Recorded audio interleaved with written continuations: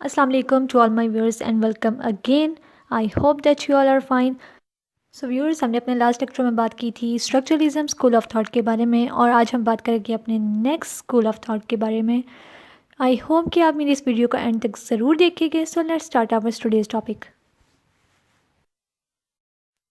सो आज का जो हमारा टॉपिक है वो है फंक्शनलिज्म स्कूल ऑफ थॉट। सबसे पहले बात करते हैं फंक्शनलिज्म स्कूल ऑफ थॉट के इंट्रोडक्शन की। तो फंक्शनलिज्म स्कूल ऑफ थॉट है ये स्ट्रक्चरलिज्म स्कूल ऑफ थॉट के रिएक्शन में इमर्ज हुई थी। जैसे कि मैंने स्ट्रक्चरलिज्म के बारे में आपको अपने पिछले लेक्चर में बताया था कि स्ट्रक्चरलिज्म में जो है ना स्ट्रक्चर पे फोकस किया जाता था, लेकिन अगर हम फंक्शनलिज्म की बात करते हैं तो फंक्शनलिज्म एम्फेसाइज करती है फंक्शन पर rather than the structure of human consciousness. Functionalism वालों का कहना था कि ह्यूमन कॉन्शियसनेस के फंक्शन पर फोकस किया जाना चाहिए, बजाय इसके कि उसको स्ट्रक्चर में देखा जाए, उसके पार्ट्स करके उसको देखा जाए। क्योंकि उसने कहा था अगर हम उसका फंक्शन देखते हैं ओवरऑल तो हमें ज़्यादा अच्छे से समझ आती है। तो फंक्शनलिज्म वालों के according mental state are identified by what they do. Mental state को आइडेंटिफाई कर सकते हैं ये देखकर कि व्हाट दे डू वो करती क्या है, rather than what they are made of. बजाय इसके कि हम देखें कि वो किस चीज़ से बनी है, हम इसको देखते हैं कि वो करती क्या है। Because what they are made of वाला कंसेप्ट तो स्ट्रक्चरलिज्म वालों का था, लेकिन व्हाट दे डू वाला कंसेप्ट फंक्शनलिज्म वालों का है। फॉर एग्ज़ाम्पल अगर हम लोग चेयर को देखते हैं तो अगर हम स्ट्रक्चरलिज्म वालों के पॉइंट ऑफ व्यू से चेयर को देखें तो देखेंगे हम लोग कि ये ब्राउन कलर की चेयर है, इसमें वुड यूज़ हुई है, इसमें नेल्स यूज़ हुए हैं एंड वट एवर। और अगर हमें इससे फंक्शनलिज्म वालों के अकॉर्डिंग देखें तो हम देखेंगे कि चेयर का फंक्शन क्या है। ओबियसली चेयर का फंक्शन है कि वो बैठने के लिए यूज़ होती है, और अगर हम लोग वैसे भी चेयर को देखते हैं तो हमारे माइंड में इसका फंक्शन आता है, बजाय इसके कि हम चेयर को देखते बोले कि इसमें वुड यूज़ हुआ है, ये ब्राउन कलर की है, ठीक है। और अगर हम एक और एग्जांपल है यहाँ पर पेन की, तो अगर हम पेन को देखते हैं स्ट्रक्चरलिज्म वालों के पॉइंट ऑफ व्यू से तो वो कहेगी कि इसका एक पॉइंटर है, ये इसमें इंक यूज़ होती है एंड वट एवर, ठीक है। लेकिन अगर हम फंक्शनलिज्म वालों के अकॉर्डिंग देखें तो फंक्शनलिज्म वालों के अकॉर्डिंग पेन यूज़ होता है राइटिंग के लिए, इसका फंक्शन है लिखना, ठीक है। बजाय उसके देखे स्ट्रक्चर को कि इसमें इंक यूज़ हुई है, ये इसका पॉइंटर है, वो इस चीज़ को नहीं देखते, ठीक है। वो इसके फंक्शन को ही देखते हैं कि ये लिखने के लिए यूज़ होती है। अगर मैं यहाँ पर आपको एक और एग्जांपल दूँ एप्पल की, तो स्ट्रक्चरलिज्म वाले जो है वो उस एप्पल को देखेंगे और बोले तो यही डिफ़ाइन करेंगे कि इसकी शेप कैसी है, इसका कलर कैसा है एंड इसका टेस्ट, ठीक है। लेकिन अगर हम फंक्शनलिज्म वालों के अकॉर्डिंग देखें तो जस्ट एप्पल यूज़ होता है खाने के लिए, ठीक है। फंक्शनलिज्म वाले बेसिकली इन्फ्लुएंस्ड हुए थे डार्विन की थ्योरी ऑफ एवोल्यूशन से। क्यों? क्योंकि डार्विन यही बिलीव करता था कि चीज़ें इवॉल्व होती है, वो डेवलप करती है, उनमें ग्रोथ होती है। इसी तरह फंक्शनलिज्म वाले भी यही बिलीव करते थे कि हमारा जो माइंड है वो भी ग्रो करता है, वो भी इवॉल्व होता है और हम लर्न करते हैं, हम मज़ीद सीखते हैं। इसी तरह फंक्शनलिज्म वाले इस चीज़ पर भी फोकस करते थे कि जो ह्यूमंस है वो अपने इन्वायरमेंट से अपने रोल्स और अपने बिहेवियर को किस तरह से अडॉप्ट करते हैं और किस तरह से एक इम्पॉर्टेंट रोल प्ले करते हैं टू बी बेटर इन्वायरमेंट, ठीक है। इसके अलावा जो फंक्शनलिस्ट थे वो स्पेशली इंटरेस्टेड थे एजुकेशन में और अप्लाइड साइकोलॉजी में। ये हमारे कुछ मेजर फंक्शनलिस्ट थिंकर हैं जिसमें William James, John Dewey, Harvey A Carr and James Rowland. सबसे पहले बात करते हैं विलियम जेम्स की। William James first American psychologist थे और also known as the father of American psychology, ठीक है। और विलियम जेम्स जो है फाउंडर ऑफ फंक्शनलिज्म थे। ये प्रोफेसर थे हार्वर्ड यूनिवर्सिटी में और इन्होंने 1890 में एक हाईली इन्फ्लुएंस्ड अपनी टेक्स्ट बुक पब्लिश की थी जिसका नाम था principle of psychology. William James के पॉइंट ऑफ व्यू के अकॉर्डिंग स्ट्रक्चरलिस्ट वर सोरली मिसगाइडेड, ठीक है। बहुत बुरी तरह से जो है ना गुमराह किया गया था, स्ट्रक्चरलिज्म वालों ने बहुत बुरी तरह से गुमराह किया था। विलियम जेम्स के अकॉर्डिंग जो माइंड है ये एक फ्लूइड है, ये स्टेबल नहीं है, और जो कॉन्शियसनेस है ये एक ऑनगोइंग प्रोसेस है, ये स्टैटिक नहीं है, ये जामिद नहीं है, ठीक है। इसके अलावा जो विलियम जेम्स ने कुछ टॉपिक स्टडी किए थे उसमें हैबिट्स, थिंकिंग एंड प्रैग्मेटिज्म भी इंक्लूड है। विलियम जेम्स ने एक फ्रेज़ इन्वेंट किया, स्ट्रीम ऑफ कॉन्शियसनेस। अब स्ट्रीम ऑफ कॉन्शियसनेस है क्या? ये कि कॉन्शियसनेस जो है is a continuous flowing process, कि ये कॉन्टीन्यूस फ्लोइंग प्रोसेस है and that any attempt to reduce it to elements will destroy it, कि अगर हम इन्हें एलिमेंट में रिड्यूस करने की कोशिश करें तो ये डिस्ट्रॉय कर देगी कॉन्शियसनेस को।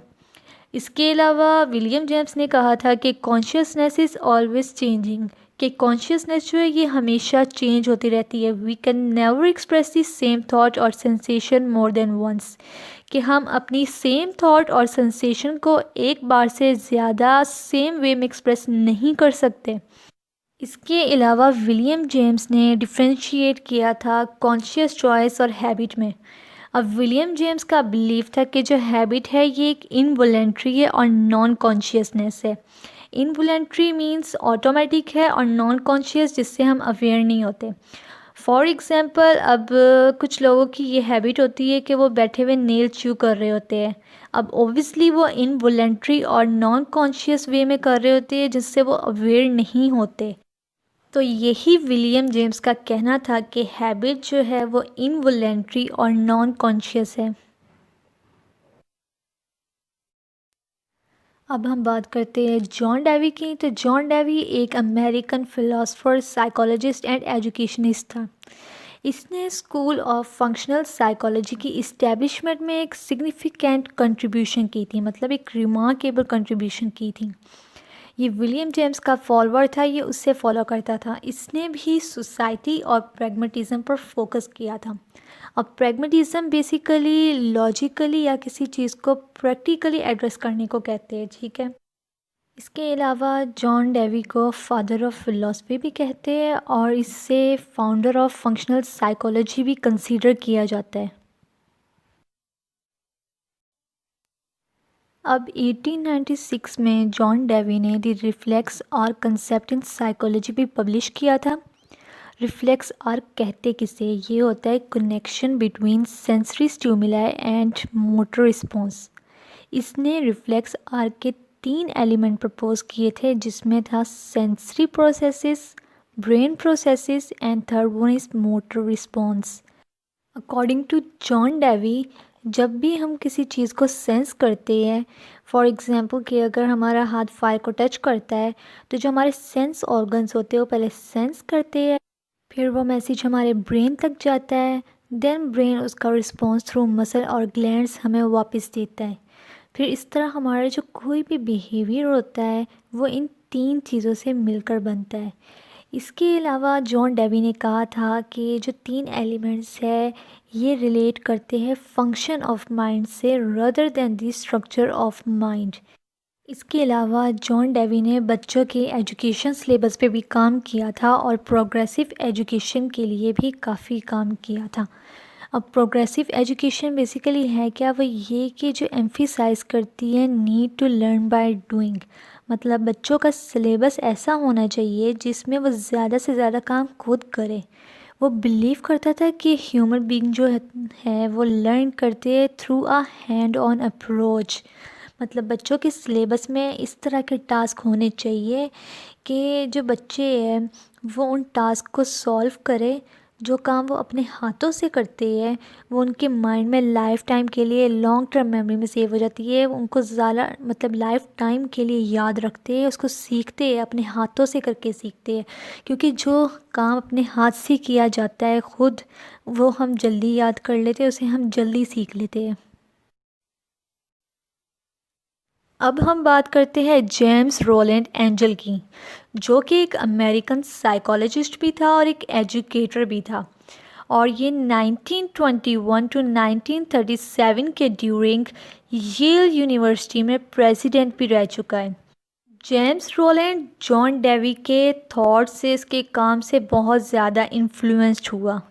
1906 में Roland Angell American Psychological Association के अपने प्रेसिडेंशियल खिताब के ड्यूरिंग, मतलब जो इसका प्रेसिडेंशियल खिताब था जिसका टाइटल था the provision of functional psychology, उसमें इसने फंक्शनलिज्म के 3 मेजर पॉइंट लेड आउट किए थे, मतलब 3 मेजर पॉइंट उसने डिस्क्राइब किए थे। नंबर 1, जिसमें एंजल ने कहा था कि जो फंक्शनल साइकोलॉजी है ये मेंटल ऑपरेशन में इंटरेस्टेड है, मतलब ये फंक्शन देखती है हमारे माइंड का, हमारे मेंटल ऑपरेशंस देखती है। बल्कि उसने ये भी कहा था कि फंक्शनल साइकोलॉजी जो है वो कॉन्शियस एलिमेंट नहीं है, मतलब कॉन्शियस एलिमेंट स्ट्रक्चरलिज्म वालों का मानना था, लेकिन फंक्शनलिज्म वाले कॉन्शियसनेस को एज अ होल देखते हैं, एलिमेंट्स में नहीं देखते। सेकेंडली जो इसने बात की थी वो इसने जो है कॉन्शियसनेस को जो है फंक्शनलिज्म वाले उसके यूज़फुलनेस की वजह से उसको देखते हैं, मतलब कि उसकी कॉन्शियसनेस की अफादियत की वजह से उसे देखते हैं। इसके अलावा इसने कहा था कि जो ह्यूमन की नीड्स होती है और जो ह्यूमन पर उसके इन्वायरमेंट का प्रेशर होता है, ये फंक्शनलिज्म जो है फंक्शनलिज्म इन दोनों में मेडिएट करती है, इन दोनों को मेडिएट करती है। एंड जो थर्ड पॉइंट में इसने बात की थी वो इसने कहा था कि mind and body can not be separate, mind और बॉडी सेपरेट नहीं है, because functionalism is the study of mental operation, क्योंकि फंक्शनलिज्म स्टडी है मेंटल ऑपरेशन की, वो हमारे मेंटल के फंक्शन को देखती है, उसके स्ट्रक्चर को नहीं देखती है, and there relation with behaviour, और हमारे मेंटल ऑपरेशन के रिलेशन को बिहेवियर के साथ देखती है। जैसे माइंड और बॉडी सेपरेट नहीं है तो हमारे बिहेवियर और हमारे मेंटल ऑपरेशन भी सेपरेट नहीं है। अब हम बात करते हैं हार्वे कार की, जो कि एक अमेरिकन साइकोलॉजिस्ट था और फंक्शनलिज्म का डेवलपर भी था। इसने जेम्स रोलैंड, जॉन डेवी के साथ जो है मिलकर फंक्शनलिज्म को as a school of thought develop किया, फंक्शनलिज्म को स्कूल ऑफ थॉट डेवलप किया, ठीक है। इससे इस चीज़ का क्रेडिट दिया जाता है। इसके अलावा हार्वे जो है अमेरिकन साइकोलॉजी को फंक्शनलिस्ट अप्रोच की तरफ लेकर गया। ये एक अमेरिकन साइकोलॉजिकल एसोसिएशन का फॉर्मर प्रेसिडेंट भी था और एक पास्ट प्रोफेसर भी था यूनिवर्सिटी ऑफ शिकागो में, ठीक है। अब हार्वे के अकॉर्डिंग जो है लर्निंग एक मेजर टूल है ऐसा जो कि इन्वायरमेंट में एडजस्टमेंट के लिए यूज़ किया जाता है, मतलब कि लर्निंग के थ्रू ही एक इंडिविजुअल जो है वो इन्वायरमेंट में एडजस्ट कर सकता है अपने आप को, और इस चीज़ के साथ फंक्शनलिज्म वालों का एक मेजर कंसर्न भी रहा है। So viewers, I hope that you all understand today's topic. अगर टॉपिक में कहीं भी कोई भी डिफ़िकल्टी है तो आप कमेंट्स में ज़रूर बताइए, और अगर आप लोग को मेरी वीडियोस अच्छी लगती है तो आप मुझे वो भी कमेंट में ज़रूर बताइए। And please don't forget to like, subscribe and share my videos. Keep supporting me. अपने बेल आइकॉन को प्रेस करें ताकि आप लोग को मेरी आगे आने वाली इन्फॉर्मेटिव वीडियोस मिलती रहे। तब तक के लिए goodbye, take care and अल्लाह हाफिज़।